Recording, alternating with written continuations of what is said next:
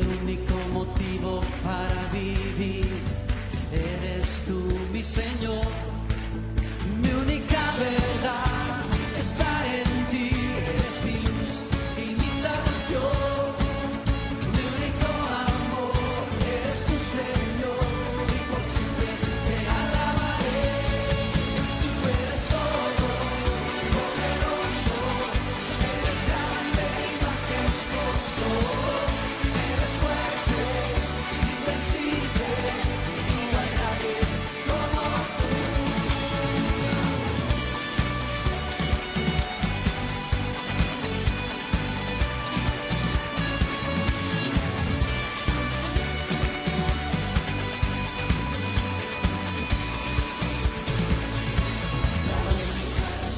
De mi adoración, eres tú, mi Jesús, el único motivo para vivir.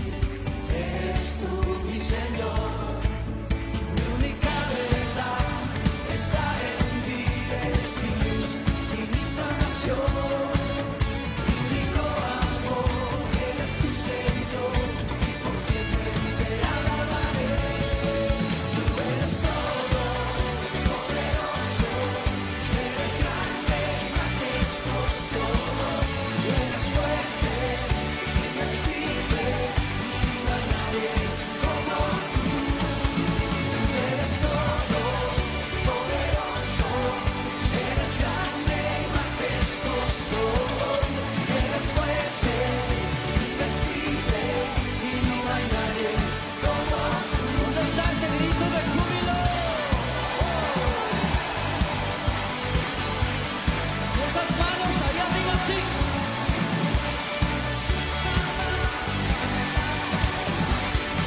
Vamos arriba. Eres todo poderoso, eres grande y majestuoso, eres fuerte, invencible, y no hay nadie como tú. Tú eres todo poderoso, eres grande y majestuoso, eres fuerte, invencible, y no hay nadie. No es fácil, solo tú eres. Tú eres todo poderoso, eres grande y majestuoso, eres fuerte, invencible, y no hay nadie como tú. Tú eres todo poderoso, eres grande y majestuoso, eres fuerte, invencible, y no hay nadie como tú.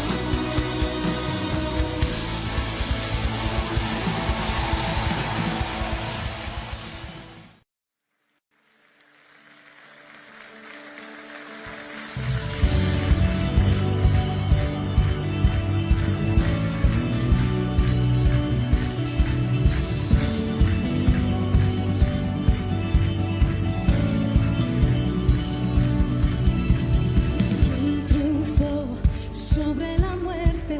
Nuestro Dios, grande y fuerte, Emmanuel, Dios con nosotros, nuestro Rey. Oh,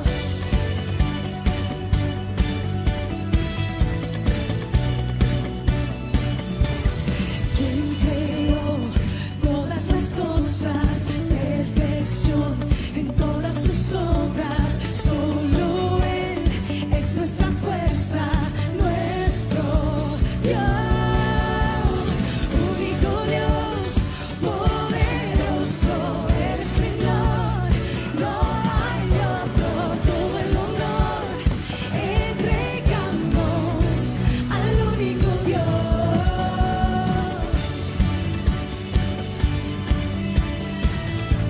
Vamos, que se escuche.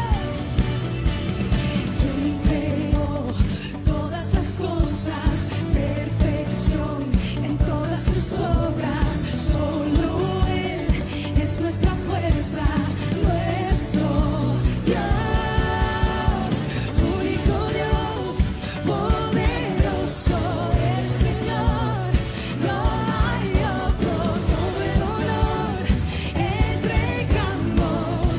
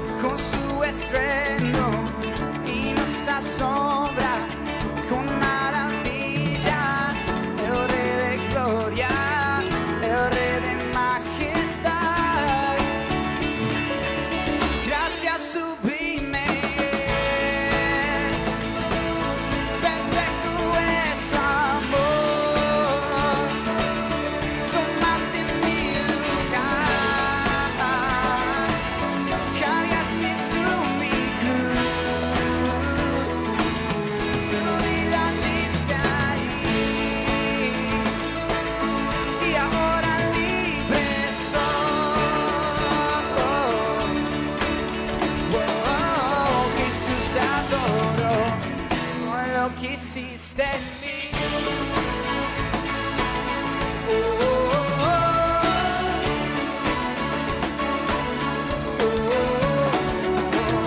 Pusiste en orden todo el caos, nos adoptaste como tus hijos, el Rey de gloria, el Rey de majestad.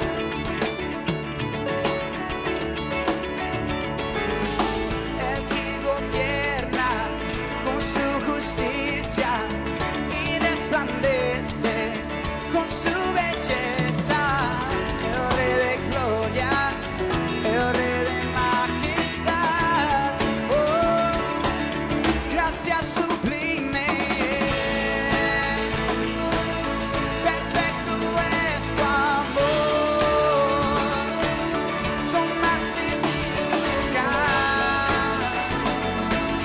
cargaste tú mi cruz, tu vida diste ahí, y ahora libre soy.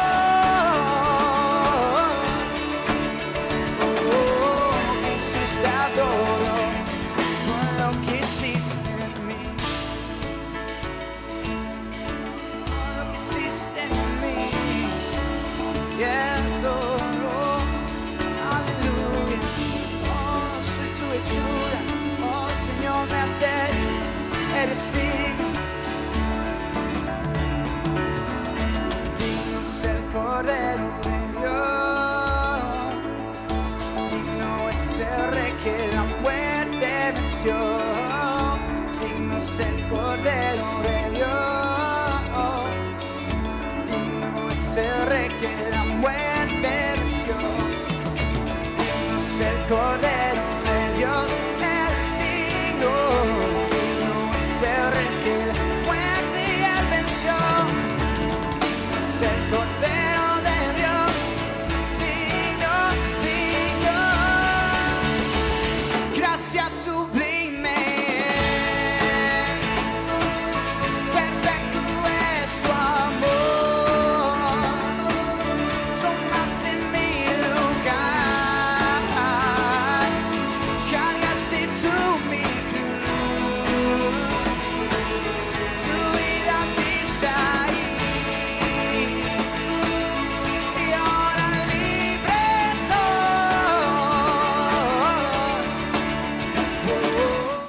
Gloria a Dios, digno es el Cordero de Dios. Qué maravilloso, hermanos míos, poder saber que no estamos solos en ningún momento, porque el amado Jesús, cuando se fue, Él prometió enviar al Consolador, el Espíritu Santo, que estaría con nosotros todos los días, y efectivamente así lo es. Bien, mis amados hermanos, qué bendición una vez más reencontrarnos a través de este medio, y en esta noche para poder tener nuestro estudio. Bueno, estamos llevando algunos temas que son básicos pero fundamentales a la vez para nuestra vida espiritual, y más aún en estos tiempos donde requerimos verdaderamente refrescar muchas cosas que ya tal vez hemos estudiado, conocemos, pero un poquito como que nos hemos olvidado. El tema que estamos llevando a cabo es una nueva esperanza, la segunda venida de Cristo. Bien, mis amados hermanos, mientras usted se va ahí preparando con su material, si usted no tiene el material, no ha recogido el material, tal vez un lápiz, un cuaderno y su Biblia, para que pueda tomar nota de algunos textos que vamos a estar mencionando. Mientras usted va acomodando ello, vamos a tener una alabanza al Señor. Amén. Así es que únete a esta alabanza y mientras también los demás se van conectando. Muy bien, entonces alabemos al Señor todos juntos.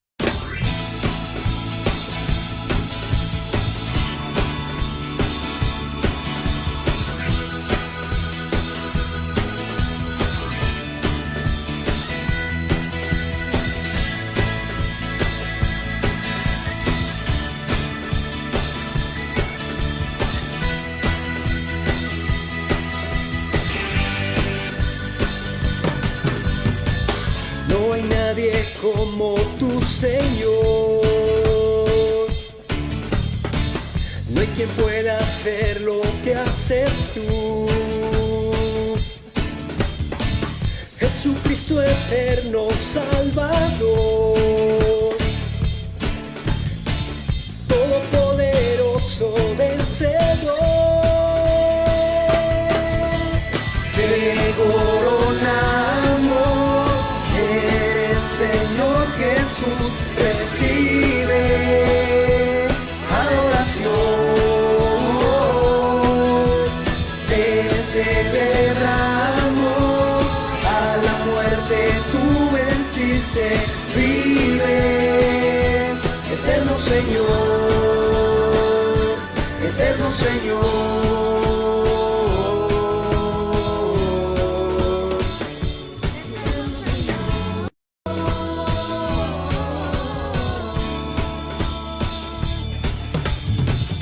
No hay nadie como tu Señor. No hay quien pueda hacer lo que haces tú. Jesucristo eterno Salvador, todopoderoso vencedor. Te coronamos, Señor Jesús, recibe adoración. Te celebramos, a la muerte tú venciste, vives, eterno Señor.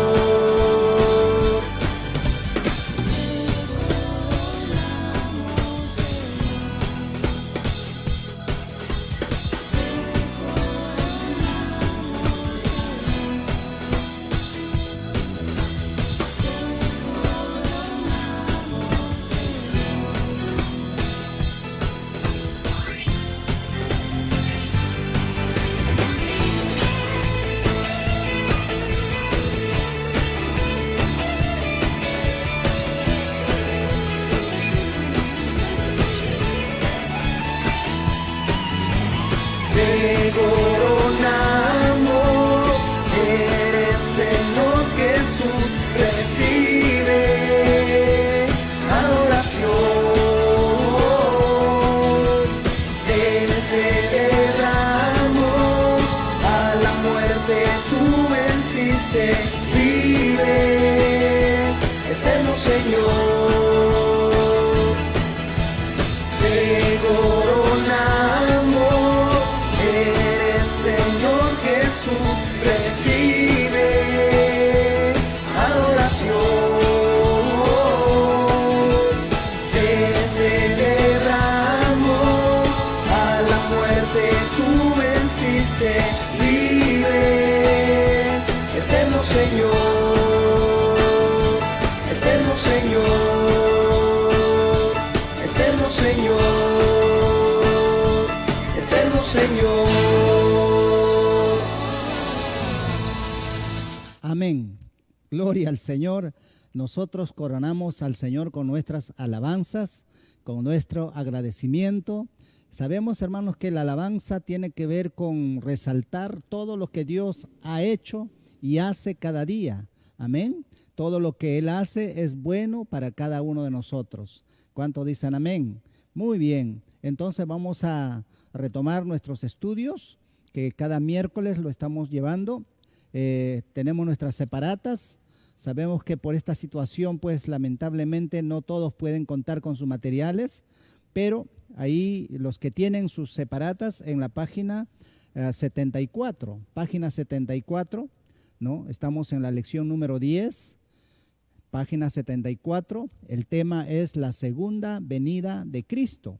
Y bueno, la semana pasada, y todo esto, lo que estamos viendo hasta ahora, está basado en el libro de Mateo, capítulo 24, donde está referido claramente las señales que precederán a la segunda venida de Cristo. Recuerdan que los discípulos le preguntaron al Señor Jesús cuando Él les habló acerca de que todo este sistema, acerca de que el mundo se acabaría, terminaría, llegaría a su fin. Entonces los discípulos le preguntaron: Señor, ¿cuándo será esto? Por favor, díganos. Obviamente cualquiera necesitaría de saber de todo ello, ¿verdad? Para estar preparados. Pero Jesús le dijo que la hora, ni el día ni la hora nadie lo sabe, ¿no? Ni los ángeles, solamente el Padre, es decir, Dios, el Padre, lo tiene allí reservado. Pero sí le dijo, hay señales que precederán. Hay cosas bien marcadas que sucederán, y esas cosas cuando empiecen a suceder, entonces ustedes tienen que entender, tienen que saber que el día está cerca. Así es que hemos estado señalando algunos puntos ahí de Mateo 24. Amén. Entonces, hoy día vamos a continuar viendo algunos otros puntos más. Dice aquí en la separata, la situación mundial en lo social, en lo político, en lo económico y lo religioso, ¿no? Las cosas que están sucediendo en todas estas áreas de la vida humana, primeramente en lo social. ¿Cómo usted ve la sociedad hoy en día? ¿Cómo está manifestando el carácter las personas de este tiempo? La Biblia dice claramente en el mismo libro de Mateo 24, versículo 12, que por haberse multiplicado la maldad, ¿no?, el amor de muchos se enfriará. Vemos hoy en día, hermanos míos, que en realidad la maldad se está acrecentando por doquier. Hoy en día vemos cómo es que el ser humano ha perdido ese afecto, ha perdido esa sensibilidad humana y actúa como un animal devorador, como un animal de presa y mata sin más que más, por un celular o por unas cuantas monedas. Y todo esto pues no es otra cosa que refleja la condición del hombre de los últimos tiempos. Quiero que por favor vayamos un momentito a Segunda de Timoteo, en el capítulo 3, búsquelo ahí en su Biblia, por favor. Segunda de Timoteo, capítulo 3, y vamos a ver versículos del 1 al 4. Vamos a ver ahí algunas características del hombre de los últimos tiempos. Por si acaso, cuando hablo de hombre no me estoy refiriendo al género masculino o femenino, sino a la raza humana.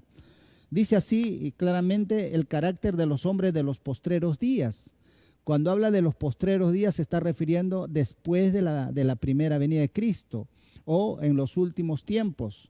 Dice así, también debes saber esto, que en los postreros días vendrán tiempos peligrosos, ¿no? Tiempos peligrosos, porque habrá hombres amadores de sí mismo, avaros, vanagloriosos, soberbios, blasfemos, desobedientes a los padres, ingratos, impíos, sin afecto natural, implacables, calumniadores, intemperantes, crueles, aborrecedores de lo bueno, ¿no? Traidores, impetuosos, infatuosos, amadores de los deleites más que de Dios.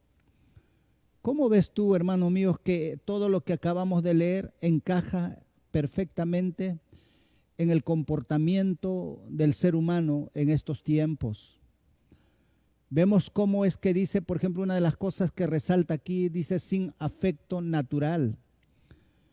Si usted es padre de familia, madre de familia y le está tocando criar niños pequeños de pecho o que ya están aprendiendo a caminar o están aprendiendo a tener uso de razón, mi llamado urgente para usted, hermano o hermana, que está conectado en esta hora, es que le preste mucha atención a esa criatura. Que entienda que lo más valioso que usted tiene como familia, como pareja, como matrimonio, no es la casa, no son los muebles, no es el vehículo, no es el negocio, es esa persona que Dios le ha confiado para que usted le transmita no solamente principios, valores, sino que también usted le imparta afecto natural, cariño, comprensión. Tampoco no yéndose al extremo de la sobreprotección o el engreimiento, sino lo normal. Lamentablemente muchos padres de familia en el afán de conseguir bienes materiales descuidan el área emocional de las criaturas. Le pueden dar buena comida, buen vestido, le pueden dar muchas cosas materiales, pero no le están dando el afecto necesario. Y cuando ellos crecen, obviamente crecen sin afecto natural. Ellos cuando crecen, crecen con un resentimiento interno, con una amargura, una frustración interna, habiéndolo tenido todo lo material, pero no teniendo lo esencial, que es el alimento emocional.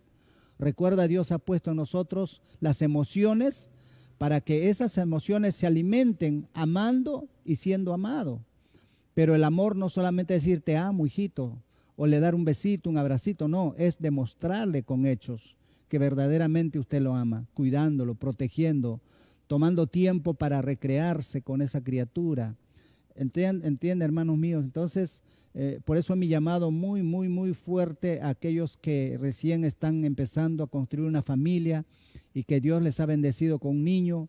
Por favor, no priorice las cosas materiales. Por eso el rol muy importante, ¿no? del hombre y de la mujer, que ambos puedan asumir sus roles tal como corresponda. Otra de las cosas que vemos aquí que dice en todo lo que hemos leído, que habrán hombres amadores de los deleites más que de Dios. Es decir, este mundo o este sistema secularista ha hecho creer al ser humano que la felicidad está en la diversión, en la distracción o en el placer del cuerpo, ¿no? Y no en Dios. Por eso es que hoy en día la gente ya no le interesa ni oír de Dios, ni prestar atención acerca de las cosas de Dios, ¿no? Entonces, si tú le pones, por un lado, digamos, ir a escuchar la palabra de Dios, orar o aprender algo de Dios, y por otro lado, una reunión social, ya sea cumpleaños o cualquier otra cosa, la gente va a preferir la reunión social. Va a preferir tal vez el estar en una reunión de chacota o de cualquier otra cosa que las cosas de Dios. A las cosas de Dios se le ha puesto de lado totalmente. Y eso está sucediendo aún con muchos cristianos, ¿no? Y no están valorando verdaderamente el poder darle el lugar que le corresponde a Dios. Le está dando más lugar al trabajo, al empleo, le está dando más lugar tal vez a algunas personas o algunas reuniones sociales, etcétera.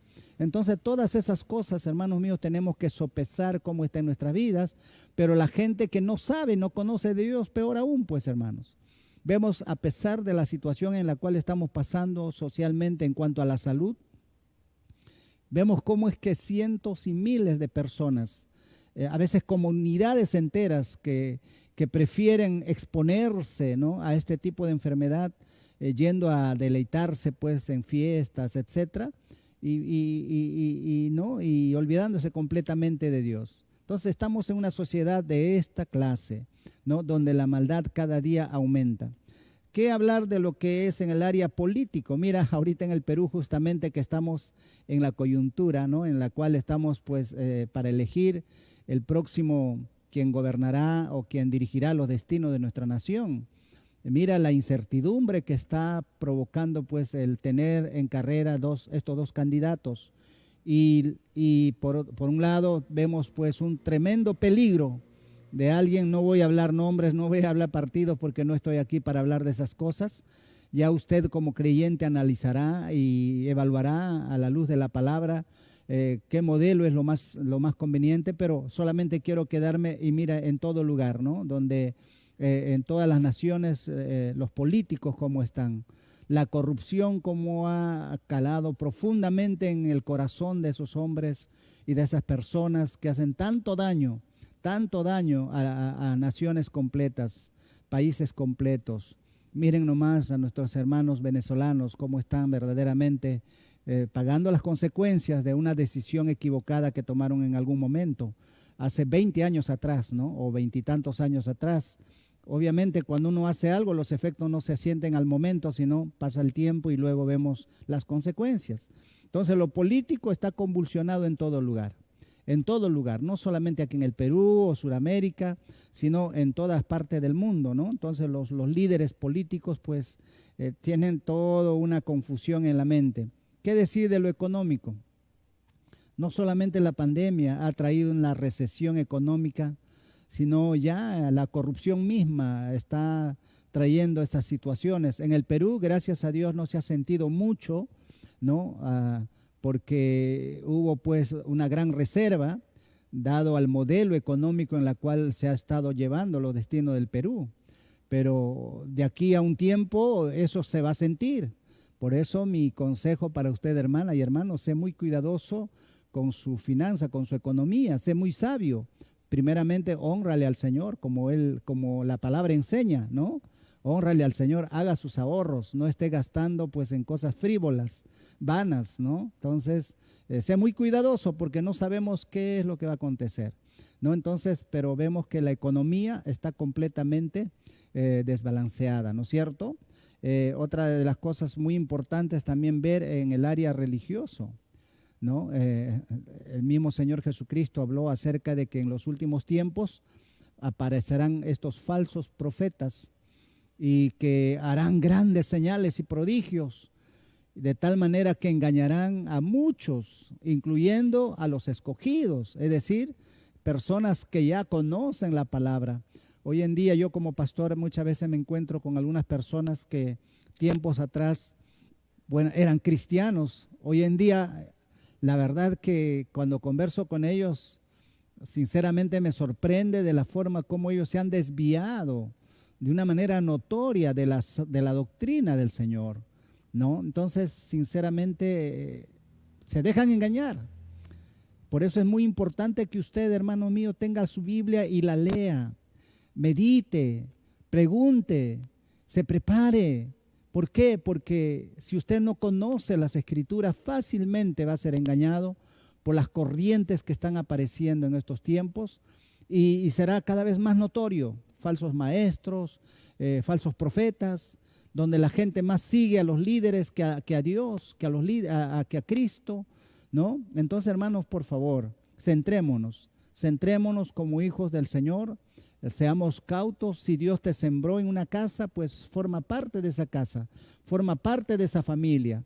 Cuando usted naturalmente nace en una familia, así sea en una choza, esa es su familia. Usted no dice, pues bueno, sabes que esta choza no me gusta o no me gusta mi familia, me voy a cambiar de familia. No hace eso. Se queda ahí en la familia a luchar juntamente con ellos para salir adelante.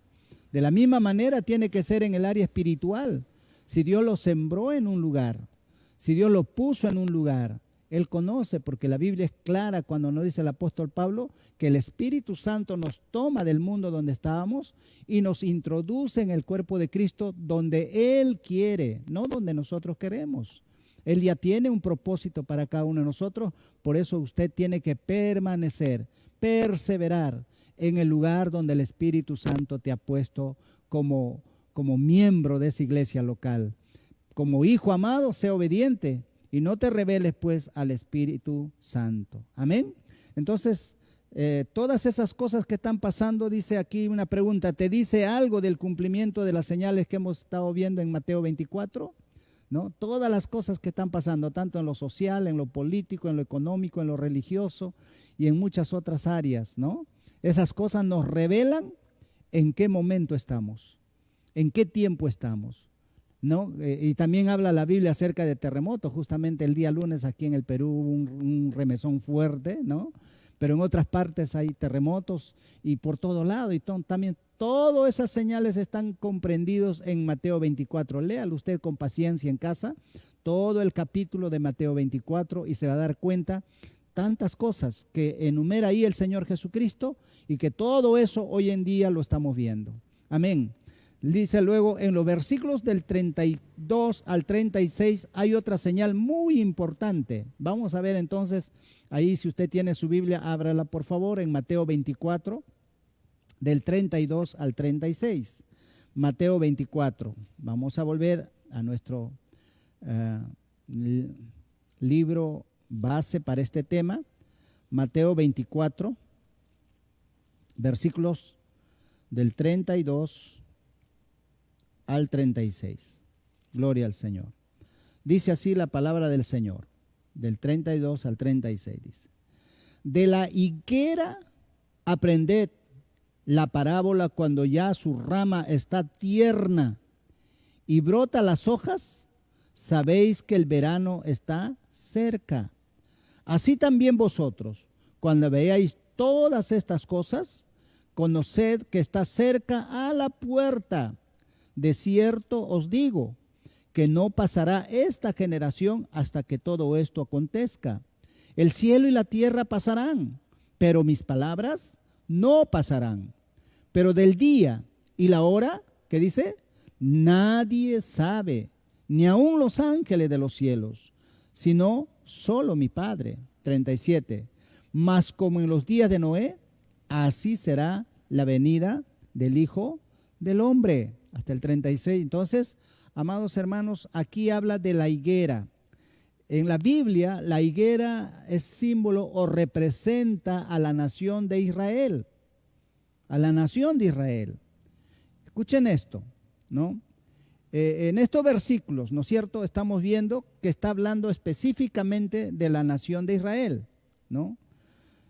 Ustedes saben que Israel, después que Cristo hizo todo lo que tuvo que hacer y fue llevado al cielo, después de ello, 70 años después, hubo una invasión del imperio romano y por mano de ellos, encabezado por el general Tito, se destruyó completamente Jerusalén y todo el pueblo de Israel fue disperso, ¿no? Miren, eso sucedió 70 años después de Cristo. Y vemos cómo es que este pueblo fue disperso por todas partes del mundo, fue perseguido, fue odiado, ¿no? Y ustedes mismos pueden ver por la historia, ¿no?, lo que sucedió en diferentes partes, principalmente en Alemania, ¿no?, con Hitler, el holocausto de millones de judíos, pero otros que fueron a otros diferentes lugares, aquí al Perú también, cuántos otros habrían llegado, ¿no es cierto? Y etcétera, etcétera. Así que 1900 años aproximadamente, este pueblo estuvo disperso. Es decir, el lugar, la tierra que Dios le había prometido, estaba totalmente desierta, estaba completamente despoblada, porque todos sus habitantes, es como decir todo el Perú completo, ¿no? Todos los habitantes del Perú se van a diferentes partes del mundo y queda todo el territorio peruano deshabitado completamente. Algo así sucedió. Y bueno, algunas partes de ese territorio fueron tomados por otros pueblos, pero gran parte, ¿no? Porque también a la vez era pues un pueblo, una nación con mucho desierto, montes, que muchos veían como que no era productivo, no valía la pena tal vez poseerla, ¿no? Pero entonces solamente las partes bonitas la poseían y después lo demás lo dejaban. Pero después de 1900 años, ¿no?, exactamente en 1948, Israel, ¿no?, vuelve a ser reunido como una nación reconocida por las Naciones Unidas, por la ONU, ¿no?, la Organización de las Naciones Unidas. Entonces, y vuelve a ser reconocida como una nación, ¿no? Y comenzó a recuperar las tierras que Dios le había prometido a Abraham, ¿no? Miren, eso no sucede, con ninguna otra nación ha sucedido eso. Entonces, cuando Jesús habla acerca de la parábola de la higuera, se está refiriendo a Israel, a la nación de Israel, y está diciendo que cuando la higuera brota y reverdece sus hojas, está diciendo cuando Israel vuelve a ser reunida como una nación, entonces es señal de que el verano está cerca. Es señal de que el día, ¿no?, de la venida, de la segunda venida de Cristo está cerca. Y eso sucedió en 1947. Israel como nación acaba de celebrar 70 años después de haber vuelto, ¿no?, de diferentes partes del mundo. Entonces eso es una señal fuertísima, y yo puedo decir con toda libertad y con toda certeza de que ese es el día, es decir, 1948, mayo 1948, el reloj, ¿no?, empezó ya a caminar para contarse para la segunda venida de Cristo. Y todas las cosas que están aconteciendo a partir de ahí ya son cosas que marcan toda esta situación. Vamos un momento al libro de Génesis, capítulo 12, para que usted vea cómo es que Dios, cuando llama a Abraham, recuerdan ustedes, lo llama pues de una nación pagana, ¿no? Y le dice lo siguiente en el capítulo 12, podemos ver del versículo 1 al 2.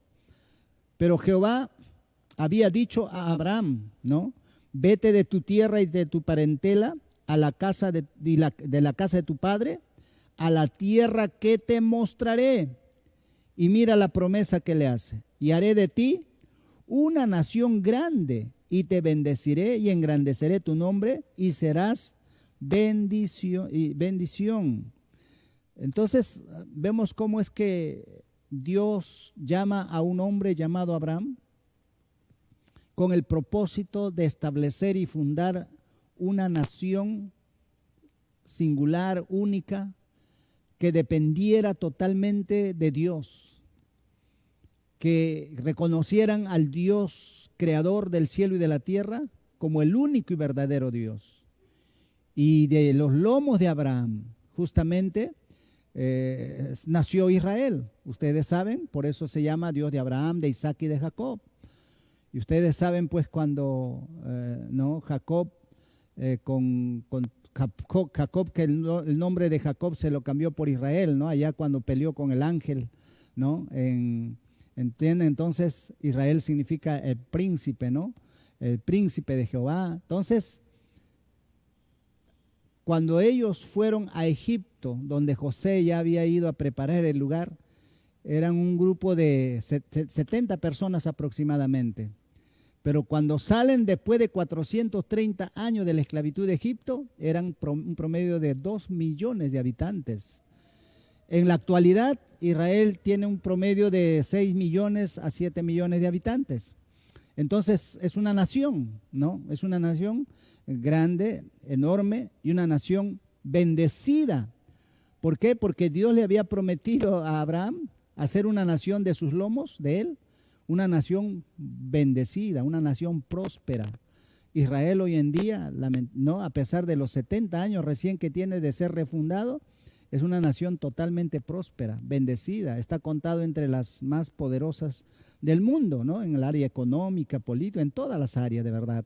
¿Por qué? Porque es un pueblo que Dios le prometió a Abraham, ¿no? Y el territorio luego fue recuperándose poco a poco todo el territorio que Dios le había señalado. Vayamos un momento al libro de Josué capítulo 1. Josué capítulo 1. Dios le dice a Josué, ¿no? Después de la muerte de Moisés, versículos 3 al 4. Yo os he entregado, como lo había dicho a Moisés, todo lugar que pisare la planta de vuestros pies, desde el desierto y el Líbano hasta el gran río Éufrates, toda la tierra que los heteos hasta el gran mar donde se pone el sol será vuestro territorio. Y nadie te podrá hacer frente en todos los días de tu vida. Como estuve con Moisés, estaré contigo, no te dejaré ni te desampararé. Así es que Dios le está diciendo a Josué que esa tierra que Dios le había prometido a Abraham iba a ser recuperada, ¿no? Y luego después vemos cómo toda la historia de Israel, todo lo que pasó por los babilonios, por los medopersas, etcétera, etcétera. Entonces, pero ya en este último tiempo, ¿no? Dios le está devolviendo parte por parte la tierra que Dios le dio a Abraham como territorio. Faltan mínimas partes, pero Dios está cumpliendo su promesa. Entonces, aquí lo asombroso y lo notorio es cómo después de 1900 años, el pueblo de Israel vuelve nuevamente a establecerse como una nación. Solo es una situación única, no ha sucedido con ninguna otra nación, ni sucederá porque ese pueblo pues cuenta con la bendición de Dios a pesar de que ellos aún no creen en el Mesías, ¿no es cierto? Muy bien, entonces todo esto no es otra cosa que el cumplimiento de las señales de los últimos tiempos.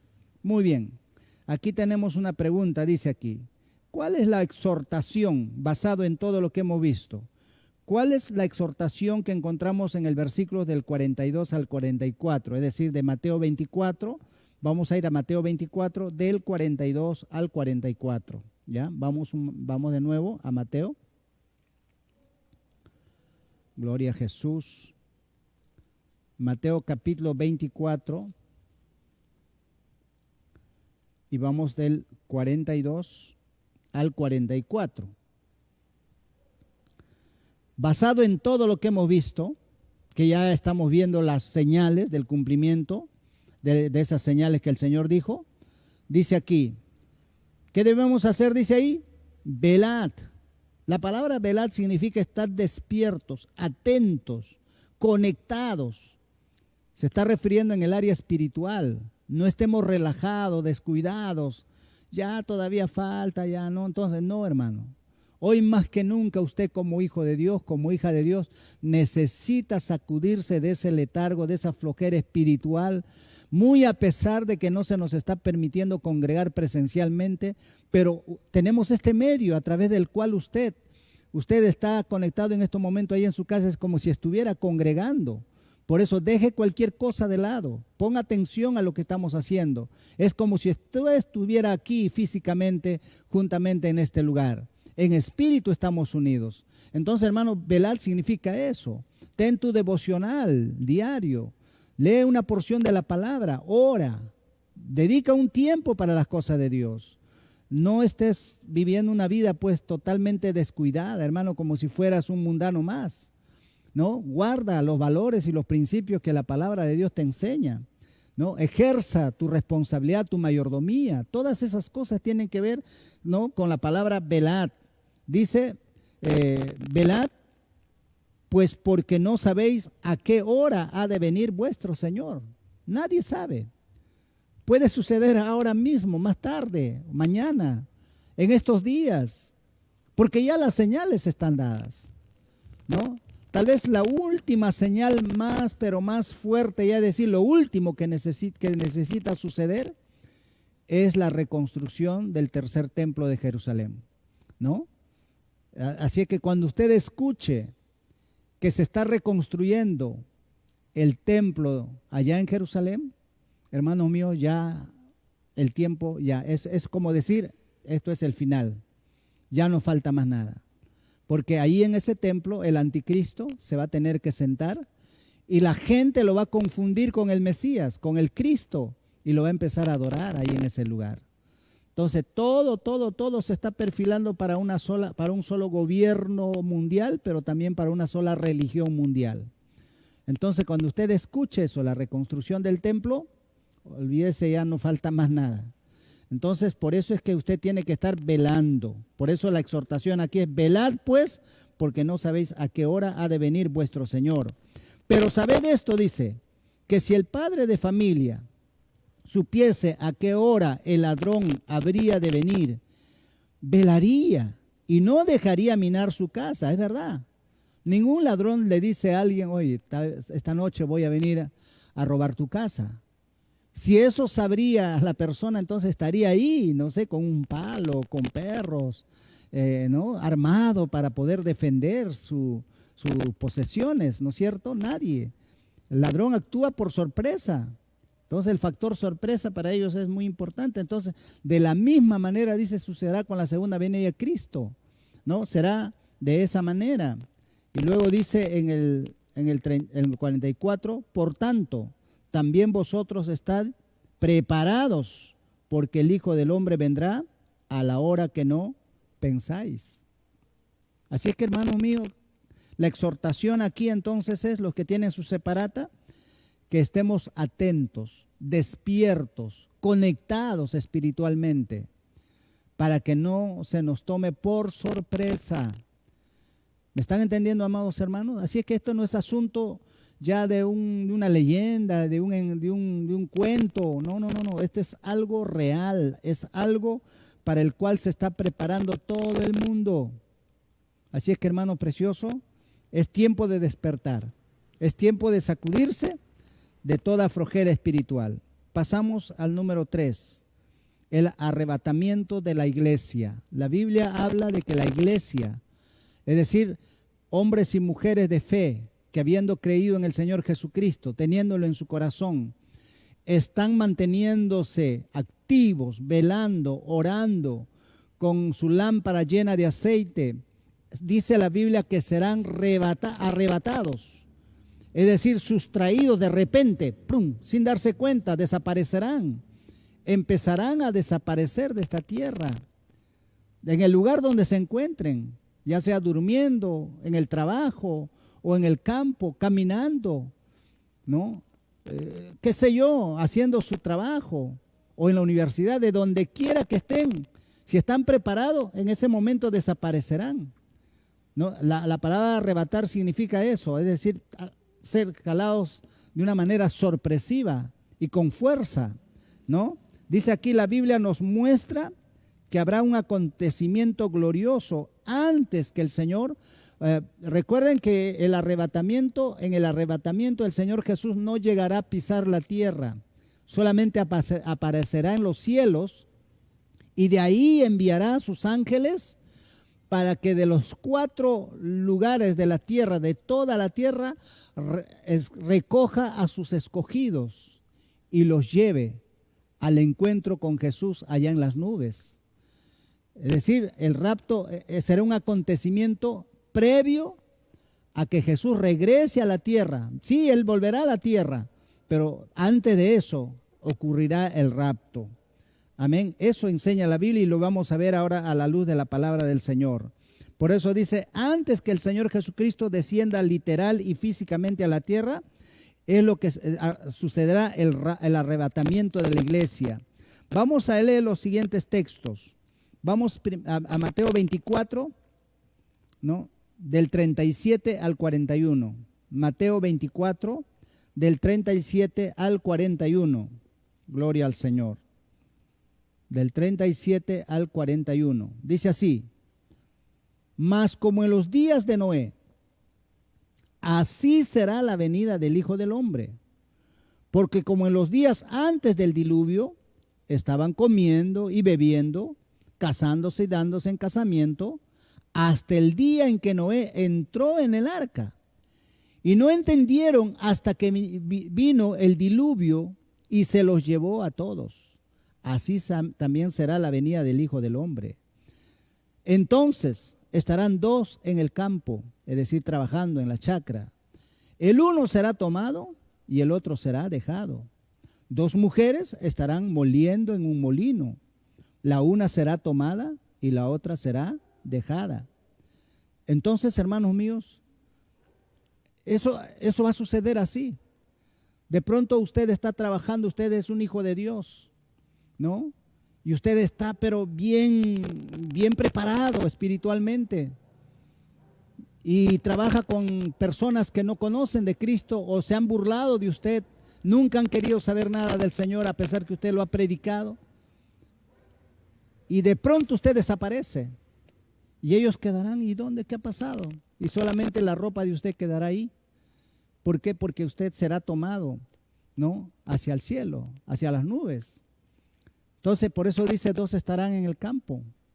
Y también igual las mujeres estarán moliendo en un molino, es decir, estarán haciendo sus actividades las mujeres, ¿no es cierto?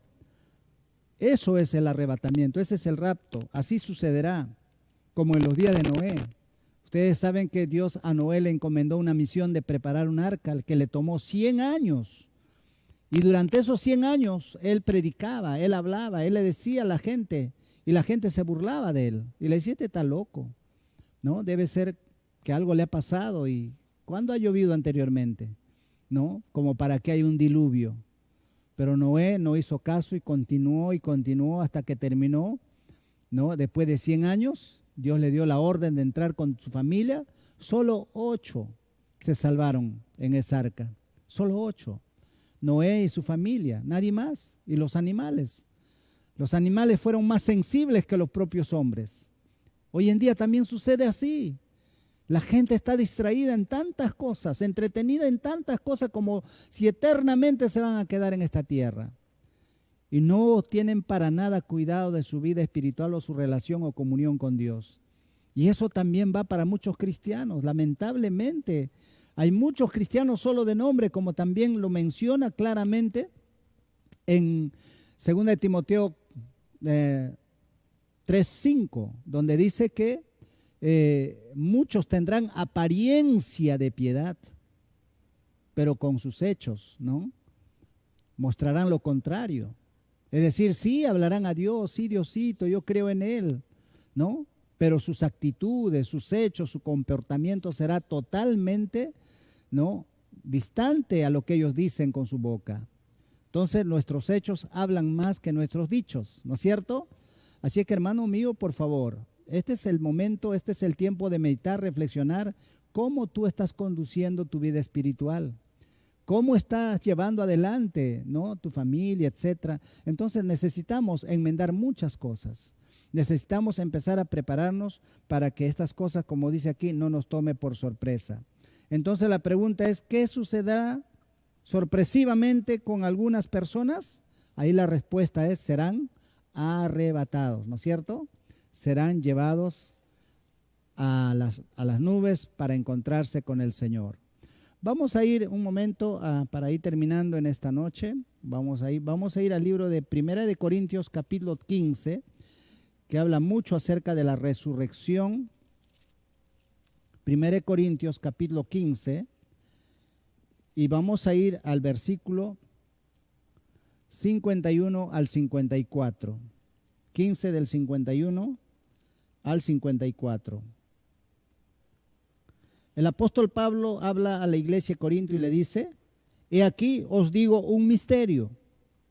No todos dormiremos, es decir, no todos morirán físicamente, pero todos seremos transformados en un momento, en un abrir y cerrar de ojos, a la final trompeta, porque se tocará la trompeta y los muertos serán resucitados, es decir, los que murieron físicamente, ¿no?, después de Cristo para aquí, serán resucitados incorruptibles y nosotros seremos transformados, ¿no es cierto?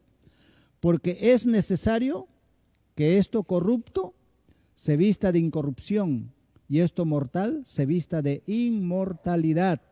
Y en el 54 dice: y cuando esto corruptible se haya vestido de incorrupción y esto mortal se haya vestido de inmortalidad, entonces se cumplirá la palabra que está escrita: sorbida es la muerte en victoria. Los que tienen su separata ahí dice: los muertos serán ¿qué? Resucitarán, serán resucitados, ¿no es cierto? Y los creyentes que están viviendo en aquellos días serán transformados, ¿no es cierto? La respuesta ahí, transformados. Entonces, hermanos míos, todo eso acontecerá durante el rapto, durante el arrebatamiento de la iglesia gloriosa del Señor Jesucristo. Y para terminar vamos a 1 Tesalonicenses, por este día, no estamos terminando todavía el tema. 1 Tesalonicenses capítulo 4, versículo del 13 al 17. Dice así: tampoco queremos, hermanos, que ignoréis acerca de los que duermen, para que no os entristezcáis como los otros que no tienen esperanza. Porque si creemos que Jesús murió y resucitó, así también traerá Dios con Jesús a los que durmieron, es decir, a los que murieron en Él. Así es que, hermano, usted que tiene un familiar que ha partido a la presencia del Señor, teniendo a Cristo en su corazón, aquí está la promesa, ¿no? Entonces, por lo cual decimos esto en palabras del Señor, que nosotros que vivimos no habremos quedado que habremos quedado hasta la venida del Señor, no precederemos a los que durmieron, es decir, a los que murieron. Porque el Señor mismo, con voz de mando, con voz de arcángel y con trompeta de Dios, descenderá del cielo y los muertos en Cristo resucitarán primero. Y el 17 dice: y luego nosotros, es decir, los que todavía físicamente están vivos, los que vivimos, los que hayamos quedado, seremos arrebatados juntamente con ellos, es decir, con los que ya murieron y resucitaron. Juntos seremos arrebatados, ¿no? Juntamente con ellos en las nubes para recibir al Señor en el aire, y así estaremos siempre con el Señor. Estaremos así siempre con el Señor. Así que, hermanos preciosos, estas lindas promesas para los hijos de Dios, que los que ya partieron están durmiendo físicamente, ¿no? Pero ellos resucitarán con un cuerpo transformado, glorificado, tal como lo hemos visto en 1 Corintios 15. Y luego los que todavía no han experimentado la muerte física serán transformados, porque este cuerpo no va a ascender al cielo, Vamos a recibir un cuerpo nuevo, al igual que nuestros hermanos que van a resucitar. Y dice, y juntos subiremos a recibir al Señor Jesús ahí en las nubes, y así estaremos para siempre con ellos y con el Señor Jesús. Mira qué linda y maravillosa promesa. Eso no nos debe entristecer para nada. La segunda venida de Cristo, hermano, debe ser esperada, aguardada, con expectativa por cada uno de nosotros. Lamentablemente hay muchos cristianos que prefieren quedarse en esta tierra como están. ¿Por qué? Porque está metido esta tierra, este mundo en sus mentes y en sus corazones.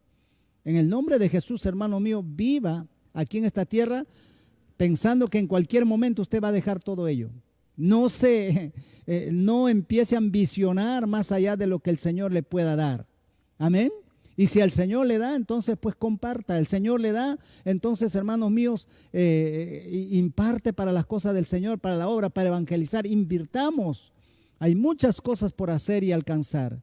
Así es que, hermanos preciosos, hasta aquí nos vamos a quedar. Amén. Por ahora, la pregunta aquí es para responder, ¿qué pasará con los muertos en Cristo y los creyentes que están viviendo cuando venga Cristo? Dice ahí que juntos seremos arrebatados, ¿no? Juntos, la respuesta es, tanto los que murieron y resucitan y nosotros que quedamos vivos, juntos recibiremos al Señor en las nubes y así estaremos con Él para siempre, ¿no? Dice, este arrebatamiento de la iglesia de Cristo será sorpresivo, sin previo anuncio. Solo tenemos las señales que indican que está muy cerca y que por lo tanto debemos estar listos para ese encuentro. Entonces vamos a leer 1 Tesalonicenses 5 del 1 al 11 y ahí terminamos ahora sí, gloria al Señor. Del 1 al 11, ya dice, pero acerca de los tiempos y de las ocasiones, no tenéis necesidad, hermanos, de que yo os escriba, porque vosotros sabéis perfectamente que el día del Señor vendrá como ladrón en la noche, tal como lo vimos en Mateo 24. Que cuando digan paz y seguridad, entonces vendrá sobre ellos destrucción repentina, como los dolores de parto de la mujer encinta, y no escaparán. Mas vosotros, hermanos, no estáis en tinieblas para que aquel día os sorprenda como ladrón, porque todos vosotros sois hijos de luz e hijas del día, no somos de la noche ni de las tinieblas. Por tanto, no durmamos como los demás, sino velemos y seamos sobrios. Pues los que duermen, de noche duermen, y los que se embriagan, de noche se embriagan. Pero nosotros que somos del día, somos sobrios, habiéndonos vestidos con la coraza de fe y de amor, y con la esperanza de salvación como yelmo, porque no nos ha puesto Dios para ira, sino para alcanzar salvación por medio de nuestro Señor Jesucristo, quien murió por nosotros para que ya sea que volvamos o que durmamos, velemos, ¿verdad? Vivamos, dice, juntamente con Él, por lo cual animaos unos a otros y edificaos unos a otros, así como lo hacéis. Por lo cual animaos unos a otros y edificaos unos a otros. Este es el momento, hermanos, termino con esta pequeña reflexión. No es tiempo de estar juzgándonos, ni criticándonos, ni condenándonos los unos a los otros. Este es el tiempo de animarnos los unos a los otros, porque esto es un asunto de vida o muerte. Si algún hermano o hermana que tú conoces está un poco descuidado de su vida espiritual, toma tu tiempo para orar por él. No lo critiques, no lo juzgues, no lo condenes, sino toma tu tiempo, búscalo, luego háblale, anímale, hermano. No es fácil, de verdad. Yo estoy orando muchos, hay muchos hermanos nuestros de aquí de la familia Cristo Vive para las Naciones, con diferentes pretextos, ¿no? Algunas válidas, otras no válidas, pero tal vez han entrado en desánimo, están descuidados en su vida espiritual y se han involucrado en cosas netamente seculares, naturales. Tal vez no están andando en pecados, pero están descuidándose de su vida espiritual. Y esto es bastante triste y doloroso, particularmente para mí, creo que lo debe ser para todos nosotros. Así que más bien yo te pediría a usted que está conectado en esta hora, que empiece a pensar en alguien y determínese a orar por alguien que ya no está viéndolo usted conectado o no lo está viendo o siguiendo a las cosas del Señor, para que usted vaya, lo busque, vea la forma cómo conectarse con esa persona y animarlo, decirle, hermano, vamos adelante. Amén. Así que vamos a orar un momento. Padre, en el nombre de Jesús, muchas gracias por permitirnos tener este estudio tan básico, Padre Santo, tan sencillo, pero que nos sacude, nos remece, Señor amado, y nos hace despertar para estar atentos, orando y velando, y no ser sorprendidos, Señor, con este acontecimiento tan extraordinario. Oro por cada uno de mis hermanos, miembros de la familia de la Misión Cristiana Cristo Vive. Señor, oro para que entren en razón y no estén, Señor, distraídos, entretenidos o desenfocados de las cosas espirituales. Señor, ayúdame a ser un poco más firme, tal vez en poder conducirlos, Señor, para que no se descarríen, Padre mío, del camino. Bendigo a mis hermanos y hermanas que están conectados, Señor, en esta hora. Oro por cada uno de ellos, Señor amado, para que seas tú, bendito Dios, dándole ese aliento, dándole, Señor, esas fuerzas, Señor, dándole ese ánimo para seguir, Señor, para no descuidar la salvación de sus vidas, de su familia, Señor. Ayúdanos, Señor, a mantenernos firmes. Te lo pido así, de esta manera, en el nombre del Padre, en el nombre del Hijo y del Espíritu Santo. Amén, amén y amén. Mis amados hermanos, solo para recordarle algunas actividades que nos faltan durante esta semana. Mañana tenemos un devocional a las 7 en punto, que es muy breve, 10 minutos. El día sábado tenemos la transmisión de las guerreras de impacto a las 7 en punto de la noche. Conéctese, hermano, conéctese, hermana. Necesitamos estar interconectados todos. Y el día domingo a las 6 de la tarde, solo a las 6 de la tarde, tendremos nuestro culto virtual. Reúna a la familia, vea la manera cómo conectarse en una televisión, lo que sea. Allí equípese, hermano mío, para que no esté desconectado. No sabemos cuándo estaremos congregándonos presencialmente, pero usted necesita congregarse en familia. Prepare allí su mayordomía, sus diezmos, sus ofrendas. Júntelo y luego comuníquese con nosotros para hacerlo llegar, porque necesitamos, hermano, para seguir nosotros avanzando en las cosas del Señor. Dios me los bendiga, hermanos lindos, hasta el día de mañana. Amén.